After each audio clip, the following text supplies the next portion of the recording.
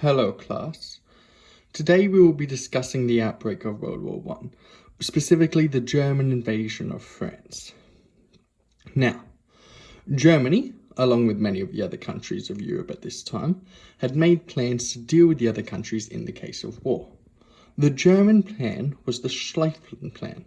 The Schlieffen Plan was to man troops at the French-German border in response to the French fortifications and troops already manned there, while furthermore invading through Belgium and the other Low Countries in an attempt to circle Paris here and knock France out of the war quickly. The focus was on the efficiency and quickness of knocking out France. This is because Germany was also very worried about Russia here. They had bad relations and they knew that Russia was also going to invade Germany. The Second War really broke out. So they hoped that within 6 weeks they could knock out France before moving all their troops back across the country to deal with Russia. They figured it would take about 6 or so weeks for Russia to mobilize their own troops.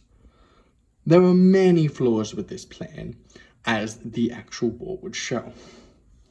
Firstly, due to some changes, they would not invade Netherlands and not encircle Paris completely. Now, maybe this wouldn't have worked out in the first place either way, but it certainly didn't help matters. Furthermore, they added some extra troops to the border. And finally, things just didn't work out in the responses the other countries made. Firstly, they didn't expect Belgium to put as much of a fight as they did. Specifically, the first major battle of the war, the assault on the city of Liège, went nowhere near as expected. Rather than the 2 days Germany expected it to take the city, it would take 2 weeks. Furthermore, all across Belgium and later France, they would destroy the train tracks that Germany was planning to use to transport troops and supplies to continue the war effort, an important aspect of the war that Germany did not realize they were going to rely on so bad. Finally, Russia did not take the 6 weeks expected to mobilize and would instead mobilize and invade quite a bit sooner, eventually getting all the way to the city of Tannenberg, where they would eventually be halted by German and Austrian Hungary troops. The most important aspect of this, however, would be the city of Marne. Because of the German invasion of Belgium, the United Kingdom would get quite a bit annoyed. Belgium had been declared a neutral country, and the United Kingdom had supported and vowed to protect that neutrality, saying that they would attack anyone who, disrupted it. Germany didn't think that the United Kingdom would actually hold up to this promise, and that the United Kingdom was just bluffing. This would be proven false, especially when all the atrocities that had been committed in Belgium were announced to the world.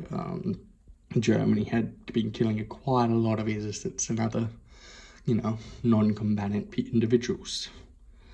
At the city of at the city of Marne, the German troops would be halted in their invasion by French and British troops. This would lead to the evolution of the fronts, the trenches. Both sides would, at this point, entrench themselves.